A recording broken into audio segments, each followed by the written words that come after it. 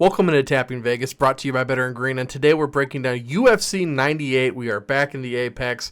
Last week we did a lot of shuffling around units.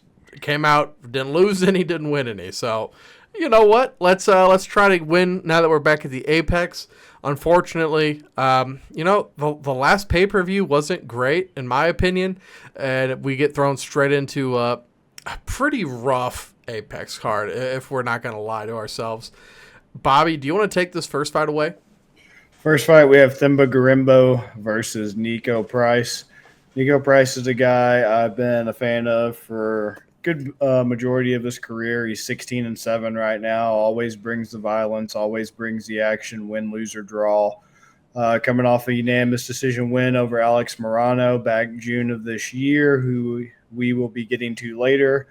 Let's see. Lost to Robbie Lawler before that, July last year. No shame in that. It was Robbie Lawler's farewell fight. So even though I like both guys, it was nice to see Lawler end on a high note with a nice retirement package.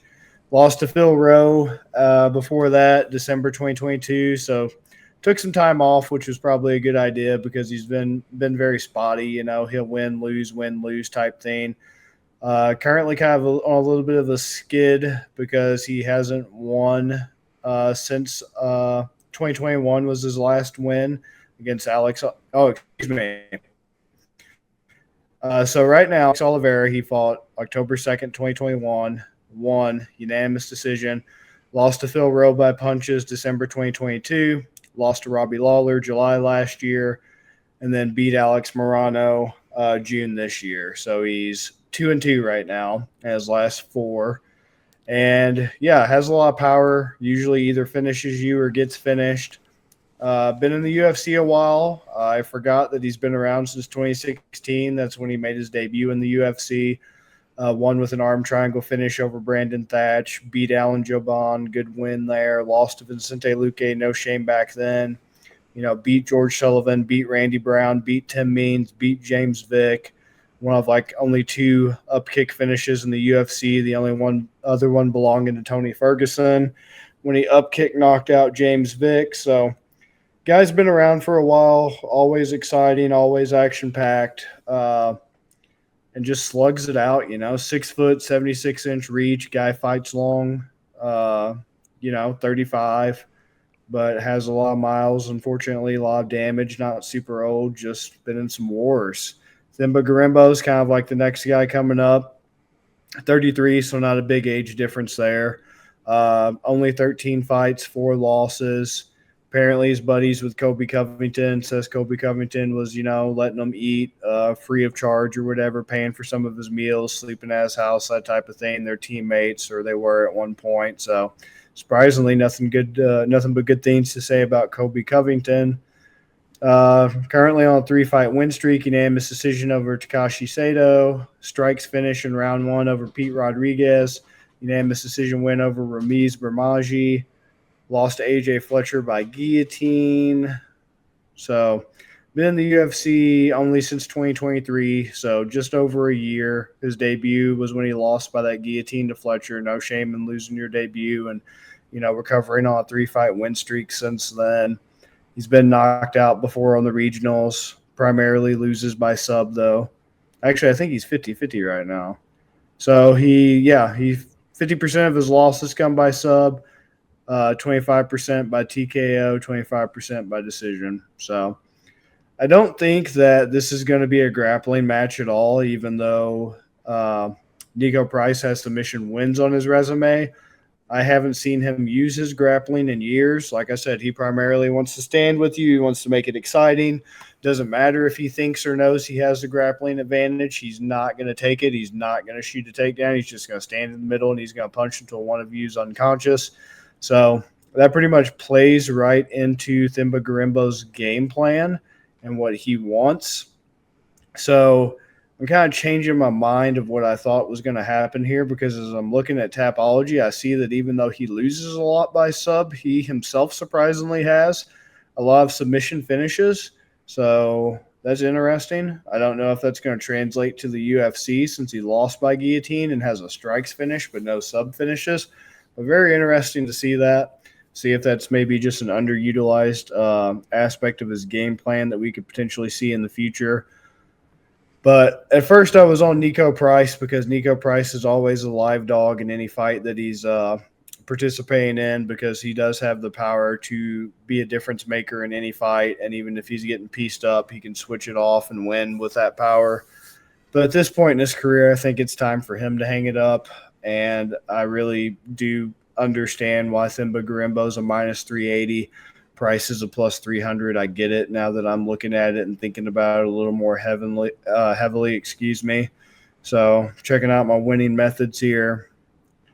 So if you go Garimbo, None of them are great. Yeah, not the best. Not what I thought they would be. What about? Yeah, I mean, because I think it's either going to be a KO TKO or a sub for Garimbo. Probably a KO TKO outright, because like I said, unless he's the one initiating the grappling, which is the biggest X factor, it's damn sure not going to be Price.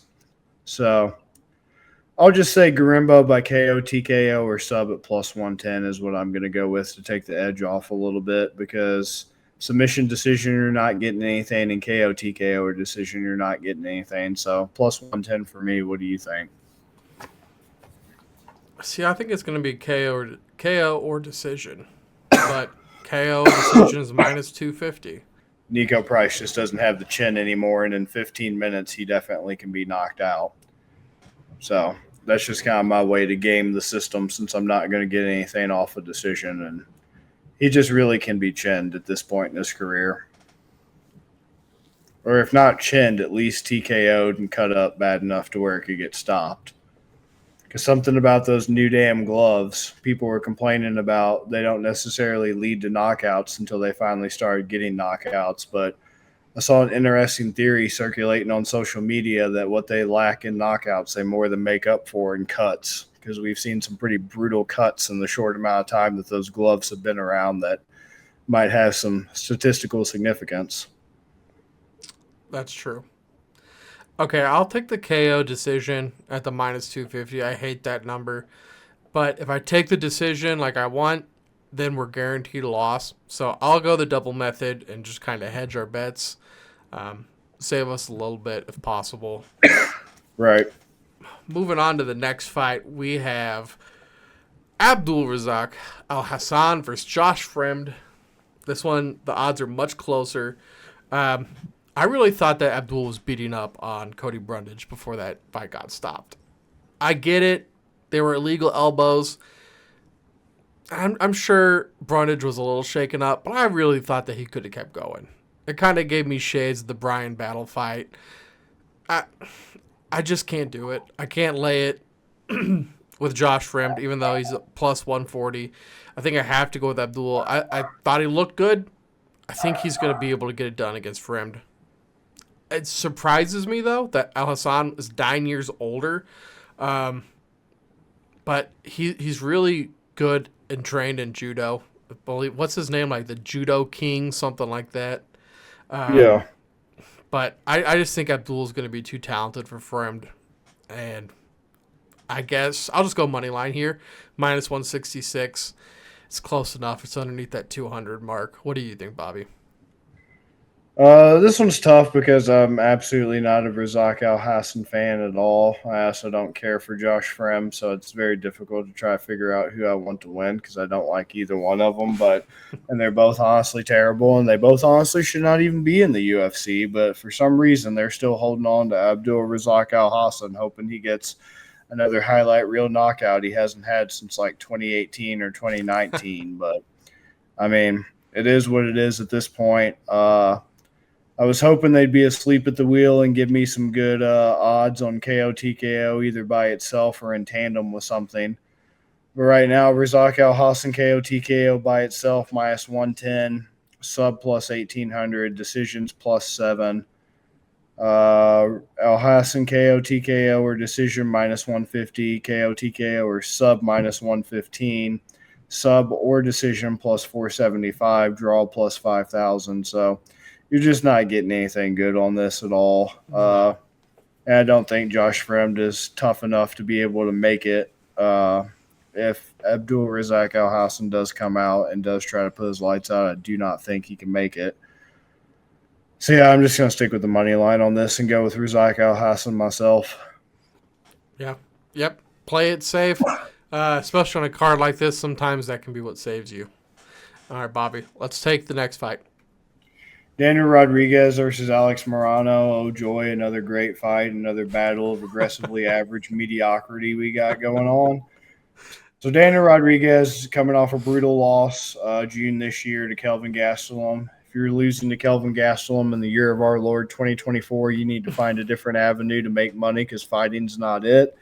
Absolutely dominated, had nothing to offer Kelvin Gastelum, the much shorter, less reach fighter in a pure striking match, to my knowledge, or actually maybe even Gastelum attempted takedowns. I don't know. He had his way with Daniel Rodriguez. That's all I can say. It was like a BDSM show, and he just had the ball gag in Rodriguez's mouth with the gimp suit. It was absolutely terrible, absolutely disgusting. Nipples protruding through his fight shirt. Worst performance ever. Alex Morano looks like a guy I know in high school. Name will not be disclosed for privacy purposes. I don't want another lawsuit. Calls himself the Great White. Looks more like a chum bucket to me than a Great White, but nonetheless. Whatever floats your boat, bud. Lost to Nico Price, as we mentioned earlier, June of this year. Beat Court McGee, great fighter, but really needs to hang it up April of this year. Before that, handily decisioned by Joaquin Buckley. Beat Tim Means, once again, great fighter, needs to hang it up in the year of our Lord 2023 when that happened. Knocked out by Ponzinibbio 2022 and beat Semmelsberger in 2022. And other than that, just really nothing exciting about this guy. Beating Mickey Gall is not an accomplishment. Really shouldn't have beat Cerrone in 2021, but got lucky. I mean, beating Rise McKee, okay, dude, whatever. You lost to Chaos Williams. That's not a bad thing, but, I mean, you're just barely beating up like Max Griffin and Zach Altal and guys that, aren't even in the UFC anymore. That's kind of Alex Morano, and somehow, some way, he's made a pretty successful career out of it. Kudos to him. But and just a fight this mediocre and where they're both just absolutely terrible, and it's just going to be a disgusting, ugly fight that I want no business of, with no skill and just with how low I am on both of these guys. It's just a coin flip to me. So I'm just going to go with Morano at plus 180 money line because when it's this close and this aggressively average, it's just like, why not just go with the underdog? Because both of these guys are just absolutely terrible, and I could see either outcome easily happening. So I'm just trying to be profitable and make money off of it because Morano's also a guy who's scraped out wins that he had no business ever getting. So that's all I got. What do you got? I agree pretty much with everything that you said, Bobby. And then looking at Vegas, you said fight-wise, this is a very close fight. Odd-wise, it's pretty close also. Plus 180, minus 218. You would kind of think that if there's a 80-20 split, that the money would be somewhere in there. Slight sharp money on the underdog just because there's those people that want the bigger payout and the people that see something that they think, so they go all on the underdog. That wasn't the case here. Morano actually has 21% of the bets, but 57% of the money. That is a huge discrepancy there, 36%.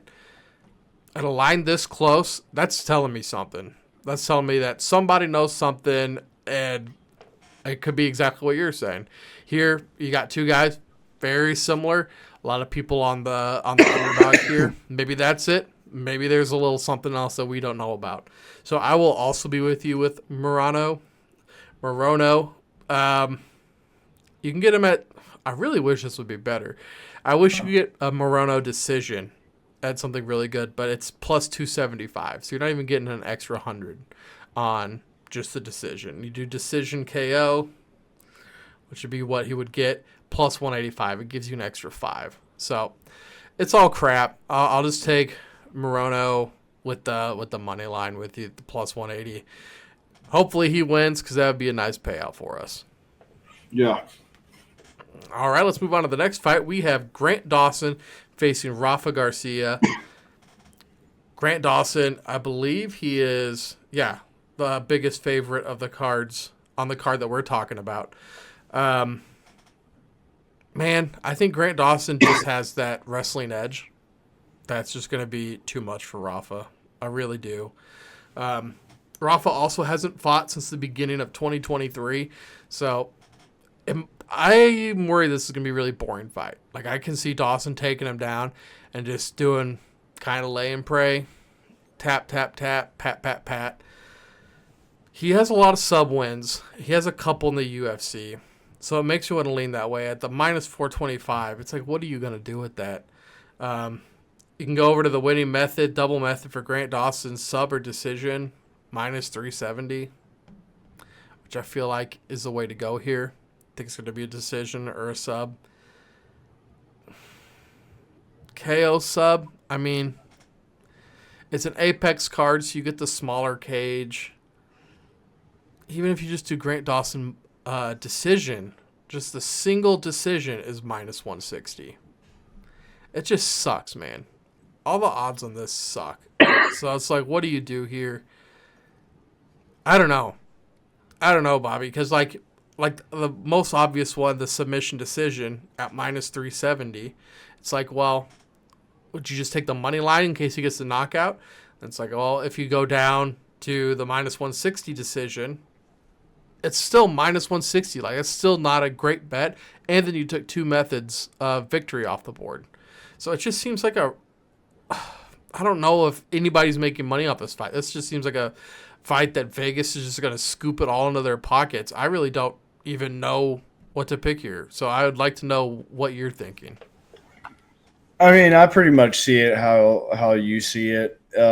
He's going to grapple, and he's either going to get the sub or he's going to just absolutely dominate and control like he did against Damir Ismagulov. He had numerous opportunities to finish Damir Ismagulov and just coasted like a wet blanket through 15 minutes for a unanimous decision, like 30-27 levels of bad. So, yeah, I mean, really the only blemish since he's been in the UFC before he met Bobby Green and a flash KO, I would consider that to be prime example of a fluke loss that he had against Bobby Green back October last year. He hadn't lost since 2016 on the regionals. So, I mean, he's only lost twice point blank period, once on the regionals and once to Bobby Green for 2 losses, 21 wins, and a 24-match professional fighting career. So as a pro, he's been pretty much immaculate except for flash, fluke knockouts. One was a TKO, one he was out cold courtesy of Bobby Green. So, yeah, I'm kind of with you on that. I sub or decision, and it's just disgusting. So I guess I'll just go. What was the outright decision at? Yeah, outright decisions minus 160. Like, that's fucking awful. You're not even taking any edge off the money. Well, yeah, you're taking a little bit of edge off the money line if you go sub decision. A little bit of edge off that. If you take just sub, it's at plus 350. But, I mean, is Rafa not fighting since the beginning of 2023 worth taking a guy that we've seen just lay and pray recently at the sub? I just feel like it's not. Yeah. It's tough because, like I said, it's all what's going to be going through his mind. And that's the hardest part to figure out is he going to want to play it safe when he's in dominant positions and just coast because he feared something about Ismagulov? Is he going to have that same level of respect or fear or whatever you want to call it to Rafa Garcia? Or is he going to be kind of out to make a statement and he's going to want to get the finish? And that's what I can't really answer. That's what I have trouble with as well. But I guess just to be cheeky, I guess I'll just take money line for now. I can't even be too cheeky with it. I might come back to it maybe if I'm not moved by something on this last fight for a haymaker. But as of right now, I'll just take money line. Yeah, I was about to say I'll just use sub decision, but you're right. It's minus 370 to minus 425. They're both horrible. They're both awful. Right. So why would you get rid of the method just to take off that little bit? I agree. Dawson money line here. Last fight, I hope is an interesting one. I have worries about this fight actually and how it could go. But Bobby, why don't you take the main fight away? Tatsuro Taira versus Brandon Royval. This is pretty much two of the best guys at 125 right now. So good to see good matchmaking from the UFC, at least on the main event here. Tatsuro Taira is definitely looking like the next guy up at men's flyweight, 125 pounds, 16-0, perfect record so far. Looks to be pretty well rounded. He has 31% of his wins by TKO, KO, 44% by sub, 25% by decision. So good to see some finishing instinct there. Alex Perez was his last fight, June of this year. Kind of a weird, controversial ending. He was backpacking, standing back mount on Alex Perez. Looked like he sweeped Alex Perez's leg. The leg gave out, tore something, ACL, MCL, something along those lines, I believe. So it was ruled injury victory for Tatsuro Taira. Before that, finished Carlos Hernandez by strikes last December. Edgar Chavez, unanimous decision win July last year. Jesus Aguilar, armbar win round 1. February last year. CJ Vergara, armbar round 2. October 2022. Carlos Candelario, unanimous decision, and that was pretty much his beginnings of his UFC career. There, Carlos Candelario was his first fight, so unbeaten in the UFC, unbeaten period. His finishing has translated to the UFC at least over 3 fights so far, 4 if you want to count the Perez one. Some people are iffy about that since it was an injury. I believe Tatsuro Taira still caused it, so I counted as 4 finishes that he has. So we're a well-rounded guy who will pretty much just decide what his game plan is based off what you're giving him, which is how it should be. If you think he can beat you in striking, he's more willing to strike. If he thinks he has the edge in grappling, he's going to take the grappling edge. So, yeah. Brandon Royval, guy's a vet, only 32, but he's been around for a while, fought the who's who of the division, beaten some of the who's who, 16-7, trains out of Colorado, just coming off a split decision win over Brandon Moreno February of this year, pretty big feather in his cap, lost in his attempt at the belt against Pantoja last December, beat Matheus Nicolau with strikes April last year, Matt Schnell guillotine 2 years ago, Rogerio Bontaran split decision 2 years ago, another loss to Pantoja, a loss to Brandon Moreno. He's beaten Kai Kara-France. He's beaten Tim Elliott. Been in the UFC. I thought he had been in a little bit longer, only 4 years, 2020, so a decent amount of time, but nothing crazy. And yeah, since making his transition to the UFC, he's only lost 3 times. So pretty impressive, and especially to only lose, twice to the current champion, and once to the former champion and like the perennial number 1, number 2 guy in that division. Pretty solid resume. So this would be a great litmus test for Tatsuro Taira. And if he beats Royval, then Royval's like the elite gatekeeper, and we'll get to see Tatsuro Taira probably get his shot at Pantoja coming up next because, that division's slowly having its way worked through by Pantoja, and it's kind of getting churned out. So, yeah, Royval, pretty well-rounded guy in his own right. He is very prone to submissions, though, because that's how he lost to Pantoja, who is an elite grappler in the division. And he lost to Moreno, I believe it was by injury. Yeah, so Pantoja's rear naked choked him out before. He lost to Moreno by injury, and then he lost to Pantoja by unanimous decision. But even in that Pantoja fight, when Pantoja finally used his grappling, as recent as that fight was, it was just once again like maybe Pantoja's still that good, Royval's still that bad, Royval just never evolved. I don't know what you want to call it, but he still just didn't have an answer for it and still just looked absolutely lost on the ground in comparison to Pantoja. And the only time he had moments in that fight was just because Pantoja was gassed, and it was in the 3rd, 4th, 5th round of the title fight, and he was kind of capitalizing on his striking, taking advantage of the fact that Pantoja's cardio just really starts to wane in those championship rounds. So all that being said, I like Royval. He's a very strong elite-level gatekeeper, still one of the perennial, probably top 3 guys in the division. But I think after Tatsuro Taira, he's probably going to get bumped down to the number 4 guy because I think Tatsuro Taira just really has a place in this division. Based off everything I'm seeing, he looks definitely like a generational type prospect, or at least a very strong prospect and a strong title challenger in this division with how well rounded he is and just kind of like his fight IQ and just his ability to be able to, put everything together in a coherent game plan. He's young. He's got a lot of hype. He's got the confidence of being unbeaten against some pretty decent competition. And, Royval could start to feel a little bit like, what am I doing if I can't get the belt and if I constantly lose to the top 2 guys?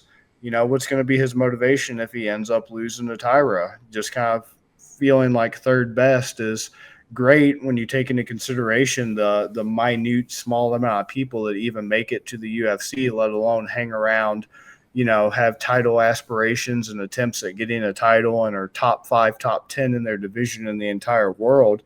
It's great, huge accomplishments that are totally commendable, but it's kind of like for an elite level athlete with the competitive mentality I picture Royval having, what are you kind of doing if you end up losing to a guy like Taira on the up and up as a contender? Kind of might make you reconsider some things, So Taira outright money line minus 290, Royval plus 235 money line. Unfortunately, I can't really disagree right now. Maybe it should be a little bit closer because of Royval's pedigree and his past victories.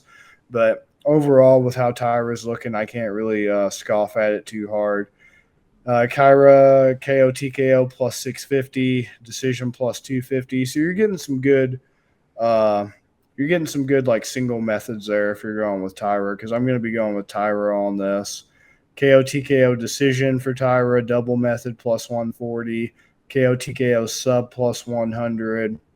It's going to be a 5-round fight because it's the main event. So I think I'm going to roll with KO TKO or sub at plus 100 to kind of take the edge off just a little bit. What do you think, Ben?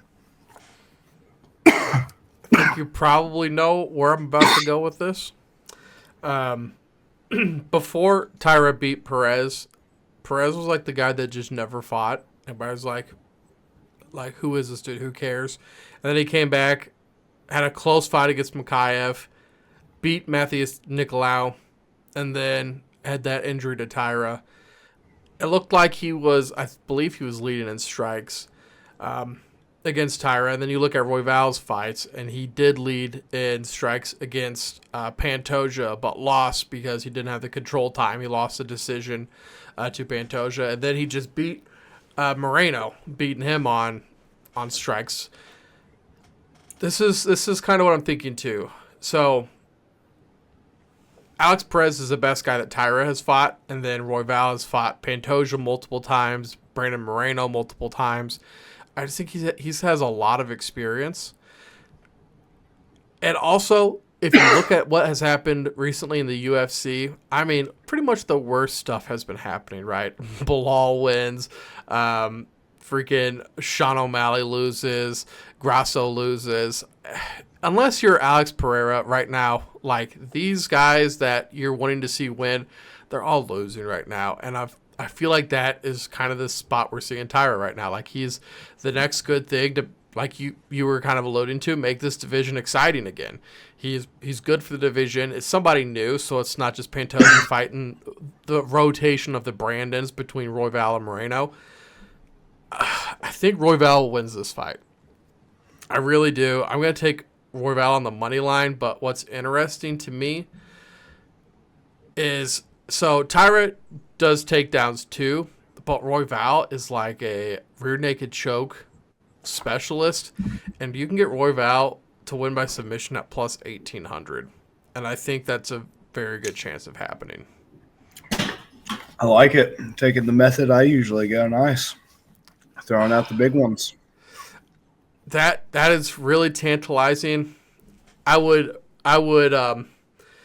just have you keep in mind for a haymaker, because since I'm going to be on the money line, just because it's already, you're getting over 2 units.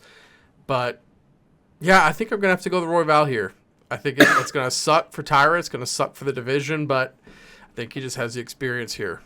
So Bobby, what do you think for the haymaker? Were you seeing anything interesting as we were going down? I think I'll let you have the haymaker this week, and we'll roll with the Royval sub at plus 1,800 because there's Okay. nothing else that really moves me that much, and you made a good case for it. So Well, thank you, man. I appreciate that. The fact that with some of these fights like Grant Dawson, where you can take any of the methods and you're getting like minus 160 on a single method is absolutely insane. Then you're seeing these close fights with Al Hassan. So I feel like the only other one we could even possibly do is like the Nico Price, Thimba Grimbo one. But I don't know, man. I have a feeling about Royval. If we hit it, that's right, going to be massive too. yeah. I mean, it's definitely worth a shot compared to everything else. That's for sure. Yeah. Yeah, all right, guys. That's going to do it for this episode. We break down every card. We give you guys 5 fights we think you can win money on. Please, if you haven't yet, subscribe. Like I said, we do this every week, and we also have the other shows on our channel, Intentional Lounging for the NFL, Power 5 for college football. We do lives all the time. Me and Bobby do lives every Tuesday, starting at 7 o'clock Central Time, where we give you guys the waiver wire ads for the week.